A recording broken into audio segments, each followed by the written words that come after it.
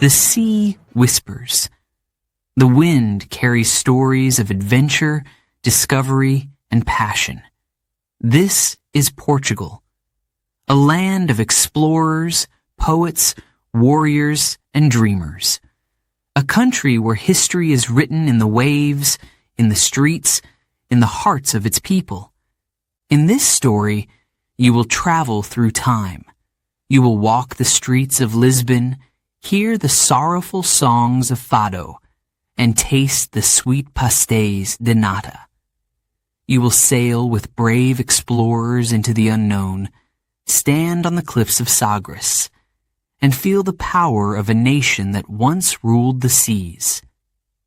You will meet heroes, Prince Henry the Navigator, who dared to look beyond the horizon, Vasco da Gama, who found the path to India, Luis de Camões, who wrote Portugal's greatest epic, Amalia Rodrigues, whose voice carried the soul of a nation, Cristiano Ronaldo, who conquered the world of football. Each chapter will take you deeper into Portugal's past and present. You will feel its struggles, its triumphs, its unbreakable spirit.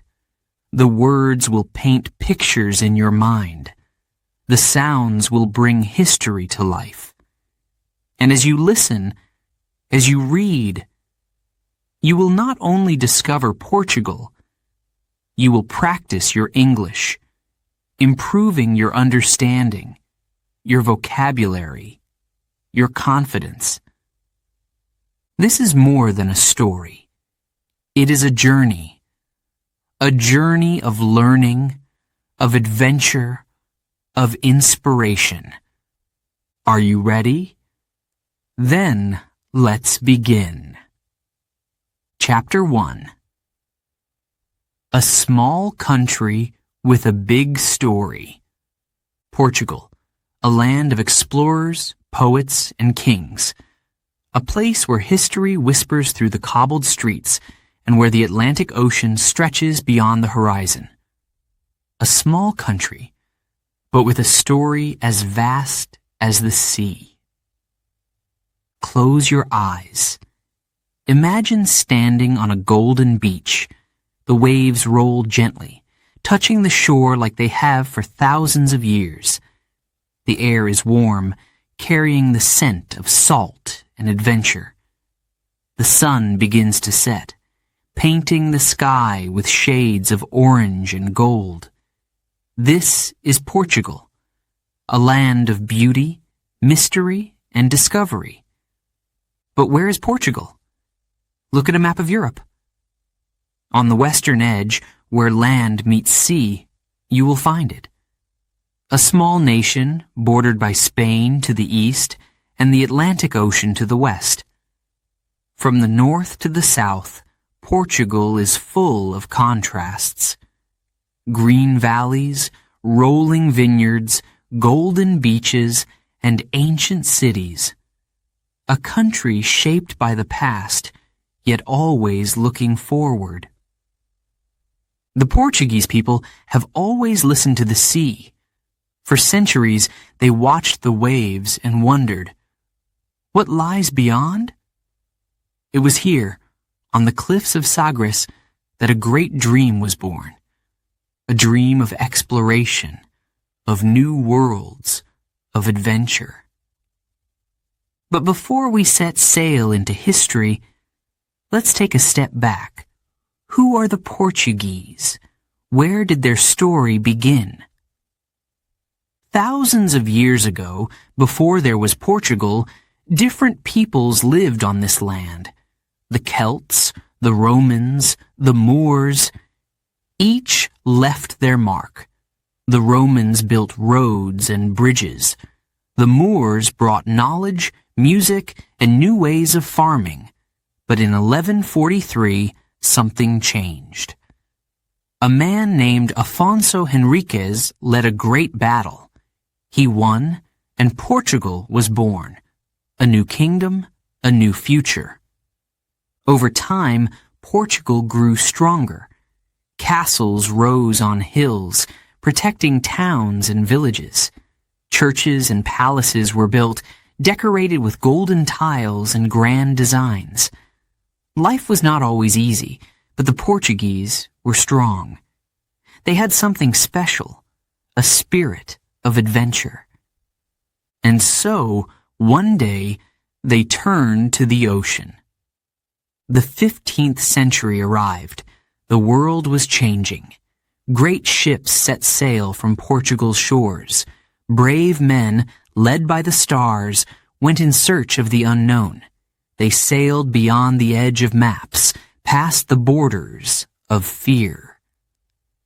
Prince Henry the Navigator, Vasco da Gama, Ferdinand Magellan. Their names became legends. The sea was dangerous, the waves were high, the winds strong, but the Portuguese did not turn back. They found new lands. They brought back gold, spices, and stories. Portugal became powerful, its ships ruling the waves. But time moves forward. The empire changed, the world changed, and Portugal changed with it. Yet, even today, the past is alive. Walk through Lisbon, the capital, and you will see it. The great Belém Tower, standing tall by the river. The monastery of Jerónimos, where the explorers once prayed. The streets of Alfama, where fado music fills the night air with longing and love. And it's not just Lisbon. Travel north to Porto, where the Douro River winds past ancient bridges. Visit Sintra, with its fairy tale castles hidden in the hills. Head south to the Algarve, where the cliffs rise high above the sea. Portugal is more than its history, more than its cities. It is a feeling, a place where tradition and modern life walk hand in hand, where old cafes serve strong coffee and fishermen still bring home the day's catch, where families gather around the table sharing laughter, stories, and of course, food. Ah, the food.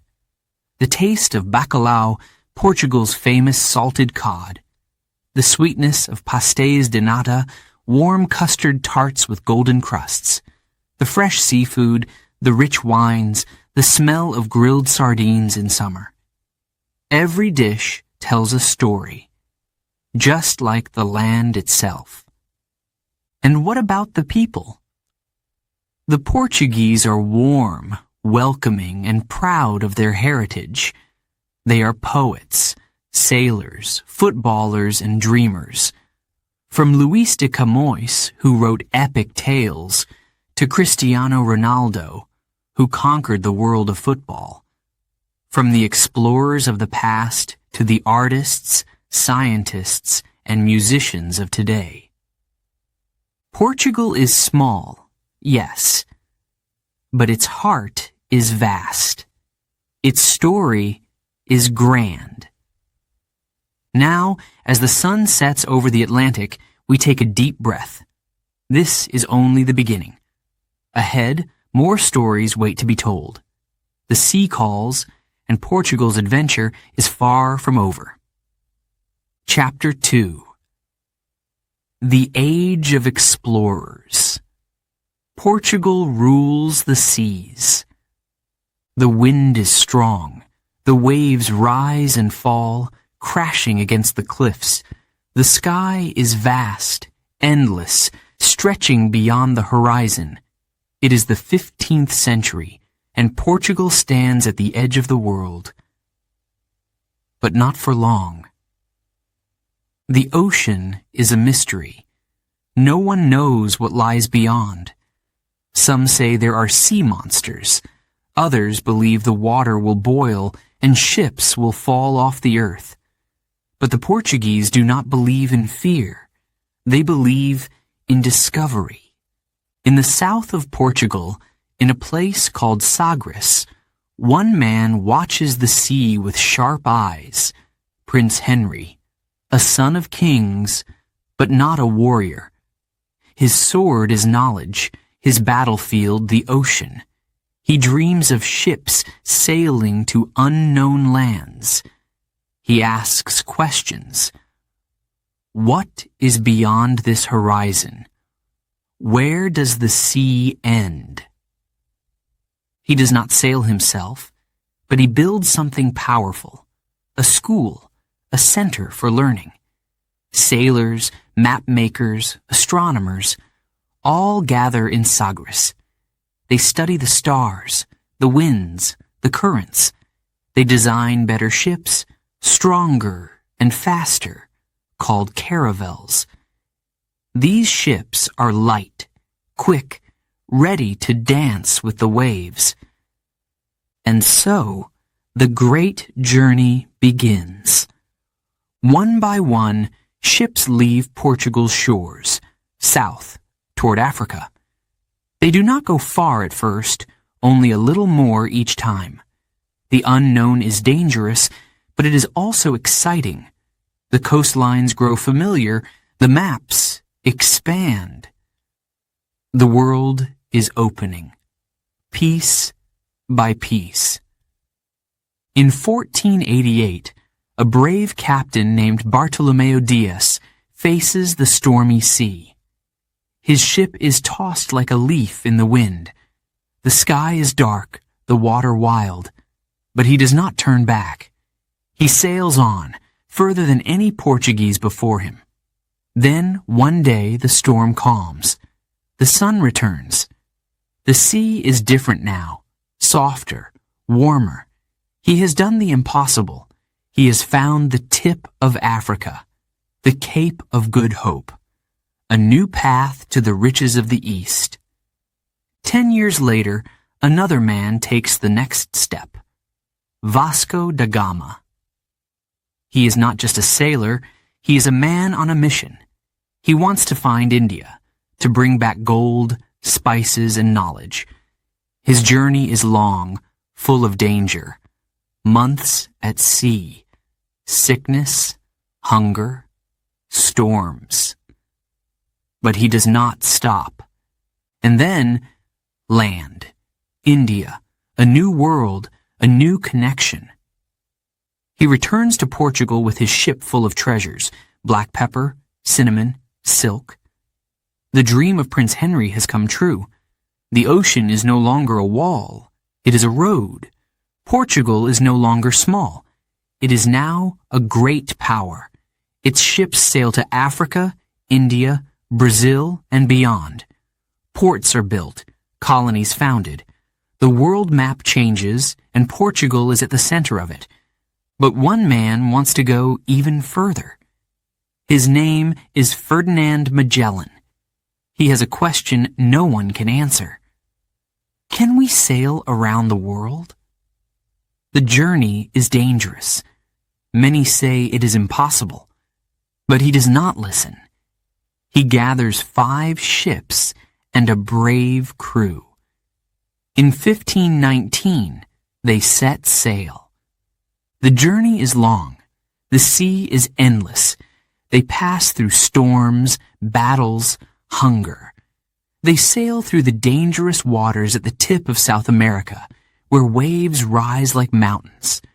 They cross the Pacific Ocean, a vast, empty world of blue. 3 years later, the journey ends. Magellan does not return. He dies in battle in the Philippines, but his ship, the Victoria, sails home. It is the first to travel around the entire world, a journey of courage, loss, and discovery. Portugal has changed history. It has connected continents. It has shown the world that there are no limits, only horizons waiting to be crossed. But time moves forward. The golden age of exploration does not last forever. New powers rise, new maps are drawn. Portugal's empire will change, its influence will fade. But the spirit of exploration, the thirst for discovery, will never disappear. Even today, the ocean is part of Portugal's soul. The great explorers are remembered in statues, in books, in the names of streets. The caravels are gone, but the stories remain. The Portuguese people still look to the sea, still ask, what lies beyond? And so, the adventure never truly ends. Chapter 3. The Portuguese Empire, from Brazil to the east. The sails rise, catching the wind. The ocean stretches endlessly ahead. The Portuguese ships, strong and swift, leave the shores behind. They are not just exploring anymore. They are creating something bigger, something powerful, an empire. It starts with trade, gold, spices, silk, treasures from distant lands. Portugal's explorers have found new routes, new places, and new riches. But trade is not enough. They need control. They need ports, cities, power. And so, the empire begins. In 1500, a ship sails west. The captain is Pedro Alvares Cabral. He is heading for India, but the ocean has other plans. The winds push him far from his course across the Atlantic. One morning, land appears. A vast, green land. New, unknown, untouched by Europe. Brazil. The Portuguese step onto the shore. The forests stretch endlessly. The rivers flow deep and wide. The land is rich with wood, fruit, and life. But they are not alone. The indigenous people watch from a distance, curious and cautious. Two worlds meet for the first time. At first, Brazil is just a place for resources. The Portuguese cut wood, called pau-brasil, a tree with red dye used for fabrics. But soon, they want more. They build settlements. They bring sugarcane, a plant that will change everything. Sugar becomes gold. It is worth fortunes in Europe. Plantations grow. The work is hard. The Portuguese bring enslaved people from Africa to do it. Forced labor, suffering, injustice. This is part of the empire too. A dark shadow behind the wealth. Brazil grows. Cities rise. Salvador, Rio de Janeiro. The Portuguese language takes root. The culture begins to change, a mix of African, European, and indigenous traditions. Music, dance, religion. A new world is being created. But Brazil is not the only jewel in the empire. To the east, across the Indian Ocean, another land waits. Goa. Afonso de Albuquerque, a brilliant strategist, leads the way. He is not just a sailor. He is a man with a plan. He does not come to trade. He comes to conquer. In 1510, his ships arrive at Goa, a city of wealth and spices. The battle is fierce. Cannons fire, swords clash. The Portuguese win. Goa is now theirs. The empire expands. More cities, more ports. Mozambique in Africa, Malacca in Southeast Asia, the island of Timor, each place a key, a door to more trade, more riches. Then, further east, the greatest prize, China. The Portuguese arrive in the 16th century. They do not conquer this time. China is too strong, too powerful, but they make a deal. They are allowed to stay on a small peninsula. They call it Macau. Macau becomes a gateway between China and the West. Silk, tea, porcelain, all flow through this tiny port. A mix of cultures grows here. Chinese and Portuguese side by side, their traditions blending over time. For a moment, Portugal is at the center of the world. The empire stretches across continents. The flag flies high over lands far from home. Wealth pours into Lisbon, gold from Brazil, spices from India, silver from Japan, traded through Macau. But empires rise, and empires fall. The world is changing. Other nations grow stronger. Spain, England, the Netherlands. Portugal is small. The empire is vast, but difficult to hold. The Dutch attack the Spice Islands. The British take control of India. Brazil, the heart of the empire, grows restless. In 1822, it breaks free. Independence. Portugal's greatest colony is lost. Slowly, the empire fades. Goa returns to India. Macau becomes part of China. By the late 20th century, the last pieces are gone. The Portuguese Empire, once the first and the greatest, is now only history. But history does not disappear. The empire may be gone, but its mark remains. The Portuguese language is spoken by millions, from Brazil to Mozambique, from Angola to Timor. Traditions, architecture, food, all carry traces of Portugal's past. The empire is no more, but its story lives on in the people, in the culture, in the echoes of the past. And the sea that carried those ships so long ago, still whispers the tale of a nation that once ruled the waves. Chapter 4.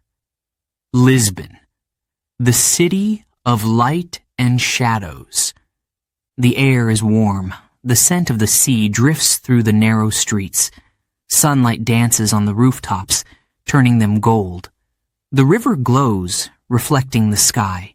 This is Lisbon, a city of stories, of dreams, of memories. The streets of Alfama twist and turn like a maze built centuries ago. Clothes hang from balconies. Old trams rattle up the hills. Voices rise and fall in conversation, laughter echoing through the alleys. There is music here, but it is not loud. It is soft, gentle. The sound of fado. A woman sings in a small tavern. Her voice is deep, full of longing. The guitar plays, slow and sorrowful. This is the soul of Portugal. Fado. A song of love, of loss, of saudade, the feeling of missing something, someone, somewhere. It is not just music. It is Lisbon's heart. But beneath the beauty, there is a story of pain. A day that changed everything. The year is 1755. It is morning. The city wakes slowly. Fishermen prepare their boats. Market stalls fill with fruit and fresh bread. Bells ring from the churches. Then, without warning, the ground begins to shake. Buildings tremble, then fall. Stones crash to the streets. People run, screaming, searching for safety. The earth moves like a great wave, rolling and breaking everything in its path. The city is crumbling, but the disaster is not over. Minutes later, fires begin. The wooden houses burn quickly. Flames rise. Thick smoke fills the air. Lisbon, the grand city of explorers, is disappearing into fire and ash. Then comes the final blow. The river pulls back, far, far away from the shore. The people watch, confused. The water is gone, but not for long. A great wall of sea, a tsunami, rushes back towards the city. It crashes over the land, washing away the ruins, the people, the past. When it is over, silence falls. The Lisbon that once stood is gone. Thousands have died. The heart of Portugal is broken, but not defeated. From the ashes, a new Lisbon will rise. A man steps forward. The Prime Minister, the Marquis of Pombal. He does not stop to grieve. He does not hesitate. He looks at the destruction and speaks. Bury the dead, feed the living, rebuild the city. And so, the work begins. Streets are planned straight and wide. Stronger buildings are designed, with walls that will not fall so easily. Lisbon is reborn, stronger than before. The city of light rises from the shadows. Years pass. The new Lisbon grows. Along the river, a great tower stands, Belém Tower. Built in the time of the explorers, it has seen kings and sailors, poets and prisoners. It has watched the waters rise and fall, whispering the stories of the past. Nearby, another monument tells the tale of Portugal's golden age. The monument to the discoveries. Tall, proud, shaped like a ship ready to sail. The faces of great explorers carved in stone, Prince Henry, Vasco da Gama, Ferdinand Magellan. Their eyes look forward, always toward the horizon. At night, the city sparkles. The lights reflect on the water, shining like stars. The streets fill with life. Cafes hum with voices. The scent of grilled sardines drifts from open doors. The old trams, painted yellow, continue their slow climb up the hills. Lisbon is a city of contrasts, old and new, light and shadow, memory and hope. It has suffered, it has fallen, but it has always risen again. Today, visitors walk where history was written.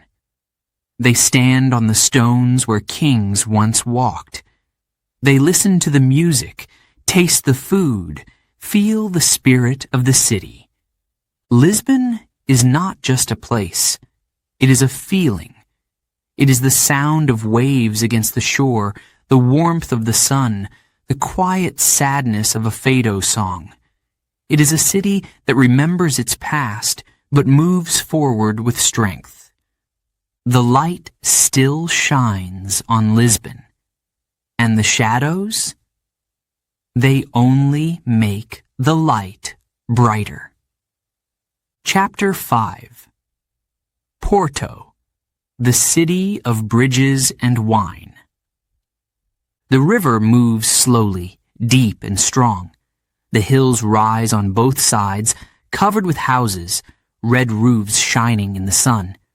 The scent of the sea drifts through the air, mixing with something sweeter, the rich aroma of port wine. This is Porto, a city of history, of beauty, of tradition. The streets climb steeply, winding between old buildings. Some are painted bright blue, others yellow, red, white. The tiles, azulejos, decorate the walls, telling stories of the past. Every corner holds something new, something unexpected. A small cafe, a hidden courtyard, a church with golden altars. Down by the water, the Douro River flows like a ribbon of silver. Boats rest along the banks, their wooden hulls reflecting on the surface. These are rabelos, the boats that once carried barrels of wine from the vineyards to the city. The river was the road, the lifeline of trade. Now, the boats are still, but their history lives on. Above, bridges stretch across the valley, connecting one side to the other. The most famous, Dom Luis River Bridge, stands like a great iron giant. Designed by a student of Gustav Eiffel, it is a masterpiece of engineering. People walk across, stopping to look down at the city below. From here, Porto is breathtaking. But the city is not just stone and water. It is taste. It is warmth. It is the spirit of its people. In cellars beneath the streets, the barrels rest. Inside, the wine ages, deepens, changes. Port wine, sweet, rich, powerful. A drink known across the world, but born here, in these hills, under this sun.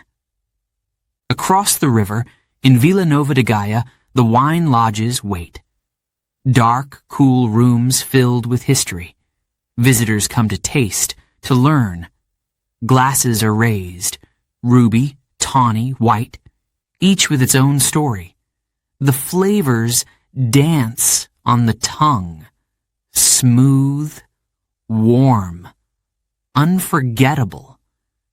But Porto is not just wine. It is books, it is stories, it is magic. In the heart of the city, a bookstore stands, Livraria Lello. More than a bookstore, a legend. The wooden staircase curves like waves, red carpet soft underfoot.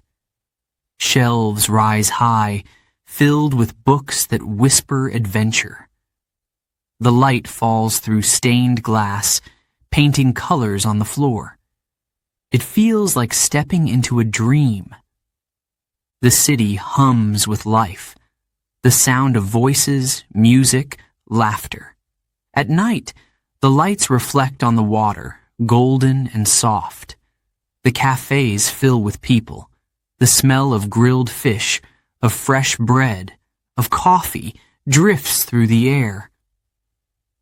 A plate arrives, francesinha, a sandwich, but more than a sandwich. Layers of meat, melted cheese, rich sauce, a touch of spice.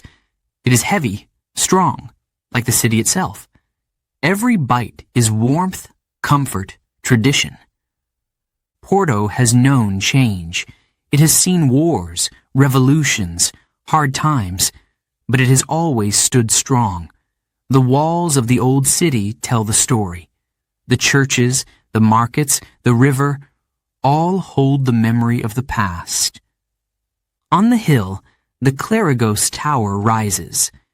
Its bells once called sailors home, its shadow stretched across the streets below. Those who climb its steps are rewarded, a view like no other. The city at their feet, the river beyond, the sky stretching far. There is something about Porto, something quiet but powerful. It is not a city that shouts. It does not demand attention. It simply exists, strong and steady, waiting for those who take the time to see, to feel, to taste. The river keeps flowing. The bridges still stand. The wine continues to age. And Porto, with all its beauty, all its history, all its soul, remains. It is a city to remember. A city to return to. A city that stays with you long after you have left. Before we begin, Chapter 6, a quick note for our listeners. You're currently listening to this audiobook on Woo English. Remember, this content is specially made for Woo English listeners only. If you're hearing it on any other channel, it may be a violation of Woo English's rights. Please ensure you're tuned into the right source to fully enjoy and respect this audiobook journey. Now, let's continue the story. Chapter 6. Traditions festivals, and the soul of Portugal. The streets glow with lanterns. The sound of laughter fills the air. Music plays, feet move, voices sing. Portugal is alive, full of color, full of rhythm. This is a land of traditions, of festivals, of moments that bring people together. Fireworks explode in the night sky. A sea of bright colors, of golden sparks raining down over the river. In Porto, the São João festival has begun. It is June, and the city celebrates. People carry plastic hammers, tapping each other on the head. A strange tradition, playful, full of joy. Paper balloons float into the sky, drifting higher and higher, carrying wishes with them. Sardines sizzle on the grill. The scent of fresh bread and roasted peppers drifts through the air. The music never stops. The night belongs to the people. Further south, in Lisbon, another festival lights up the summer. The Feast of St. Anthony. The city becomes a stage, a celebration of love, music, and dance. The old neighborhoods, Alfama, Barro Alto, are filled with decorations. Green, red, yellow, colors of happiness. Couples marry in the traditional way, a gift from the city to those who wish for a future together. The streets are crowded. The sounds of guitars and drums fill the night. The spirit of Portugal is here, in the songs, in the laughter, in the warmth of the people. But Portugal is not only summer. Winter has its own magic. On the island of Madeira, Carnival arrives, a parade of masks, costumes, shining lights. Music flows through the streets, drums beat like a heartbeat. The dancers move, wild and free, celebrating life. A festival of dreams, of escape, of endless energy. In the north, another tradition is waiting. In December, the town of Abidos transforms. A Christmas village appears, straight from a fairy tale. Wooden stalls sell chocolate, sweets, warm drinks. Lights cover the castle walls, turning them golden in the dark. The air is cold, but the feeling is warm. Yet there is one sound, one tradition that belongs to Portugal alone. A song, a voice, a story. Fado. In a small tavern, a woman stands on a dimly lit stage. Her eyes are closed, her voice deep, full of sorrow, full of longing. The guitar strings tremble. The song begins, a slow melody, heavy with emotion. This is not just music. This is a feeling, a memory, a piece of Portugal's heart. Fado is sadness, but it is also love. It is the story of sailors lost at sea, of mothers waiting, of dreams that never came true. It is the sound of saudade, the Portuguese word for missing something deeply, for longing without end. Amalia Rodrigues, the queen of Fado, once sang of this feeling. Her voice, rich, powerful, unforgettable, carried Portugal's soul across the world. Even today, in the darkened rooms of Lisbon, her music lives on. But Portugal is not only songs of sorrow. There is another sound, another dance, full of life, full of joy.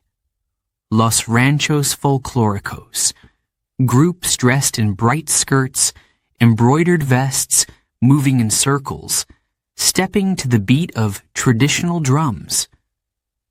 This is the music of the villages, the sound of the fields, of harvests, of celebrations that have lasted for centuries. The traditions of Portugal are as old as its history, as deep as the ocean that surrounds it. Some come from the land, others from the sea. Some are joyful, others full of nostalgia. But all of them tell the same story, the story of a people who never forget where they come from. A festival ends, the lights fade, the music slows, the streets empty. But the feeling remains. The spirit of Portugal does not disappear. It lives in the voices, in the memories, in the quiet strum of a guitar. And tomorrow, another celebration will begin. Chapter 7. Portuguese food, a feast by the sea. The air is filled with the scent of the ocean. The waves crash softly against the shore, their rhythm endless. Somewhere nearby, the smoky smell of grilled fish drifts through the streets. A man turns sardines over hot coals, their silver skin crisping under the flame. A woman places fresh bread on a table, its crust golden, its warmth inviting. This is Portugal, a land of explorers, of poets, but also of food. Every meal tells a story. Every dish carries history. The flavors of Portugal are shaped by the sea, the land, and the journeys of those who once sailed across the world.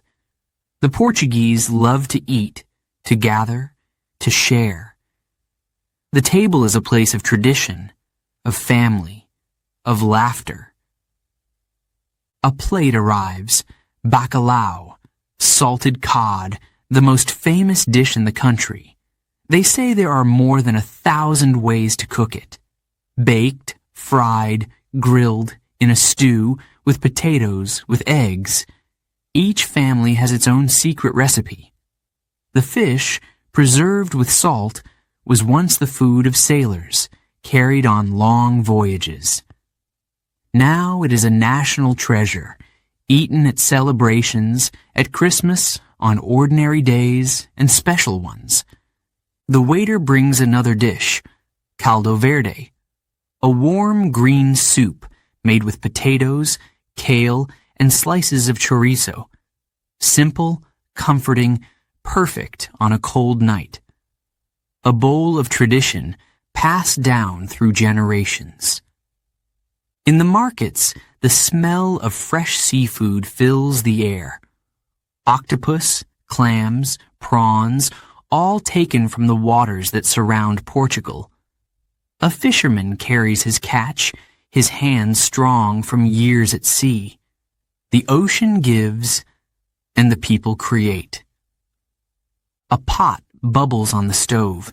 The rich aroma of spices drifts through the kitchen. Cataplana, a dish from the Algarve where the sun shines bright and the water is blue. Clams, shrimp, tomatoes, garlic, white wine. Everything cooked together in a copper pan, sealed, full of flavor. The first bite tastes of the sea. The baker's shop is warm, filled with the scent of sugar and cinnamon.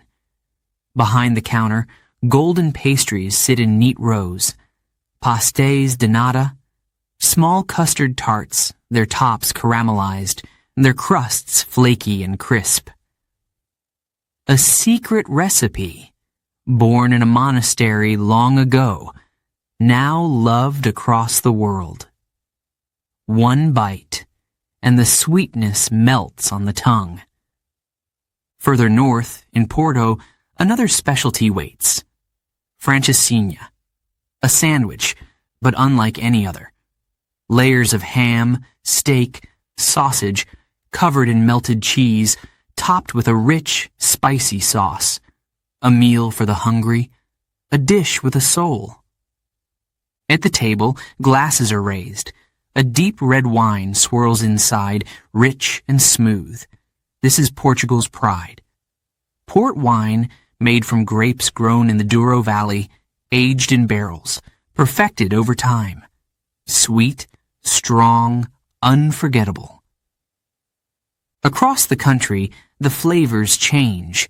In the mountains, the meats are smoked, the cheeses are thick and creamy.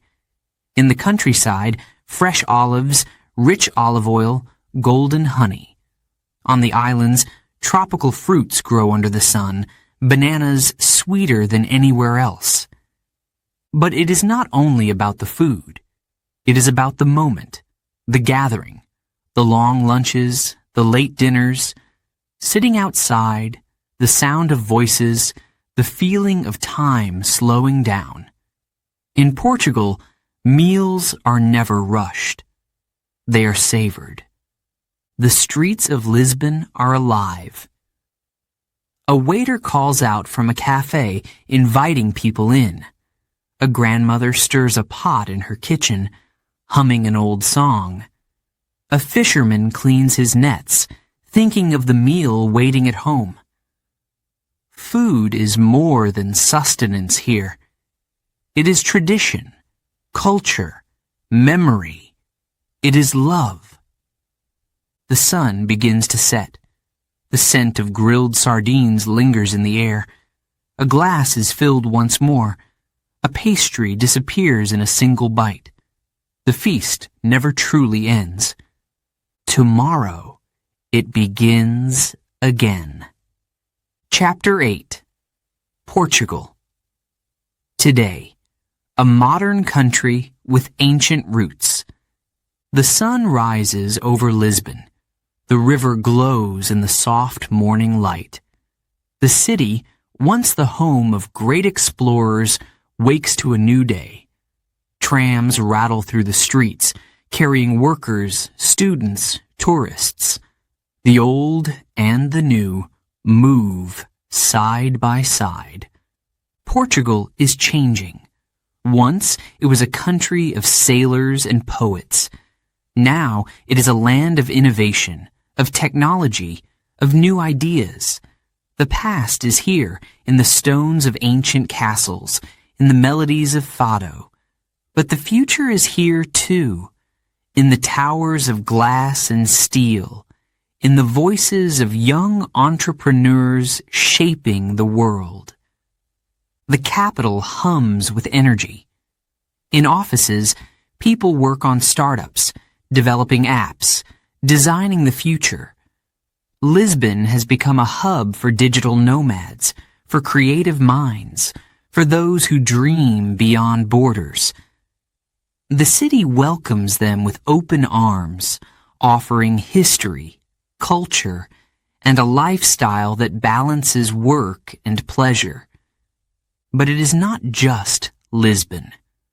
Porto, Braga, Coimbra, each city has its own rhythm, its own story. Universities filled with students from across the world, markets buzzing with fresh ideas, streets alive with conversation, with laughter, with possibility. In the south, the Algarve shines under the bright blue sky. The beaches stretch for miles, golden and endless. The waves rise and crash, calling to surfers from every corner of the globe. Portugal is now a surfing paradise, a place where adventure meets relaxation. The ocean, once feared by sailors, is now a playground. Tourists arrive in every season. Some come for the cities, walking through Lisbon's winding streets, climbing Porto's steep hills. Others seek the countryside, the vineyards, the quiet charm of small villages where life moves slowly. Portugal's beauty is no longer a secret. It is one of the world's top destinations. But modernity does not erase tradition. In small cafes, old men still sit with their morning coffee, reading the newspaper. In village squares, Families gather for festivals that have lasted for centuries. The flavors of Portugal remain unchanged: grilled sardines, fresh bread, rich wine. The heart of the country beats steady and strong. Technology and sustainability shape the future. Wind turbines turn on the hills. Solar panels glisten in the fields. Portugal leads the way in clean energy, in protecting its land, in looking forward. The rivers are clean. The air is fresh. The people understand the value of nature. Music festivals bring new sounds, blending fado with rock, pop, electronic beats. Artists paint the walls of cities, filling them with color and expression. Fashion designers mix the old and the new, crafting a style that is uniquely Portuguese. Football remains a passion. The stadiums roar with excitement. Cristiano Ronaldo, the country's greatest star, inspires young players to chase their dreams. The spirit of competition, of excellence, is alive in every corner of the nation. The economy grows, bringing change, bringing challenges. New businesses rise, opportunities increase, yet some still struggle. The old ways meet the new, and not everyone moves at the same speed. But Portugal is resilient. It has faced hardships before. It always finds a way forward. Even as it modernizes, the soul of Portugal does not change. The warmth of its people, the beauty of its landscapes, the depth of its history, these things remain. The country looks ahead, but never forgets where it came from. As the sun sets, the city lights begin to glow. The cafes fill once more, the music plays, the waves continue to kiss the shore. Portugal stands at the edge of the future, proud of its past, ready for what comes next. And tomorrow, another chapter begins. Chapter 9. The Portuguese Spirit, a people of resilience and discovery. The waves crash against the shore as they always have. The wind whispers through the hills, carrying stories of the past. Portugal is more than a country. It is a feeling, a force, a spirit that refuses to fade. Through centuries of triumph and struggle, its people have stood strong, facing the unknown with courage, with heart, with determination. They have always looked beyond the horizon. When the world seemed small, they dared to believe it was vast. When others feared the ocean, they embraced it. The spirit of discovery, of adventure, of endless curiosity lives in their blood. It is the legacy of those who came before, of those who changed history. In the 16th century, a poet sat by candlelight, writing words that would never be forgotten. Luís de Camões, the voice of Portugal, the man who gave the nation its epic. The Lusíads, a story of heroes, of explorers, of the nation's greatest journey. His words carried the pride of a people who had conquered the sea, who had dared to dream beyond their borders. Even in exile, even in hardship, his poetry remained strong. His sight was lost, but his vision never faded. He wrote not just of the past, but of the soul of Portugal itself. Centuries later, another voice rose. A voice not of words, but of song. In the streets of Lisbon, in the dimly lit taverns, a woman stood before the crowd. Her presence filled the room. Amalia Rodriguez, the queen of Fado. Her voice, deep, full of longing, told the stories of sailors lost at sea, of mothers waiting for their sons, of love that could never be returned. She did not just sing, she felt. Her music was more than sound. It was emotion, pure and raw, the essence of saudade, that unique Portuguese feeling of love, loss, and longing. The spirit of Portugal is not just in music, in poetry, in history. It is also in the heart of the athlete, the warrior, the competitor who refuses to give up. The world knows his name, Cristiano Ronaldo. From the small island of Madeira to the grandest stadiums on earth, his journey was never easy. A boy with a dream, a talent, a fire inside him. He ran faster, trained harder, fought for every goal, every victory. He rose again and again, becoming one of the greatest footballers of all time. His name is sung by millions, his achievements celebrated across continents, but his roots remain. No matter how far he goes, he carries Portugal with him. These are just names, just people, but they are also symbols. Each one represents something greater, the passion, the resilience, the unbreakable will of a nation. They are not alone. Portugal has given the world explorers, writers, leaders, artists, names that shaped history, that inspired generations. Even in hardship, even in loss, the Portuguese spirit never fades. Wars, earthquakes, economic struggles, nothing has broken them. They rebuild, they adapt, they continue forward. The past is always with them, but it does not hold them back. It pushes them forward. The land itself tells the same story. The cliffs of Sagres, standing strong against the waves. The rolling vineyards growing rich under the sun. The quiet villages, where time slows but never stops. The cities, alive with movement, with voices, with dreams.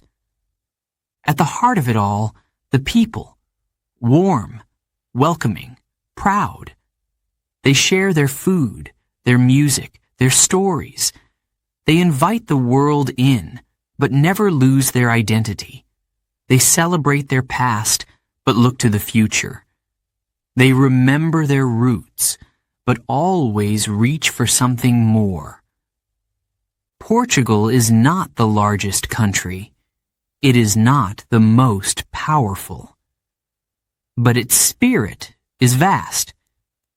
It has touched the world, shaped history, left its mark in places far from its shores. The journey is not over.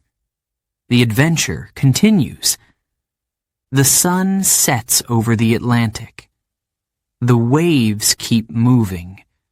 The wind keeps blowing. And somewhere, a new story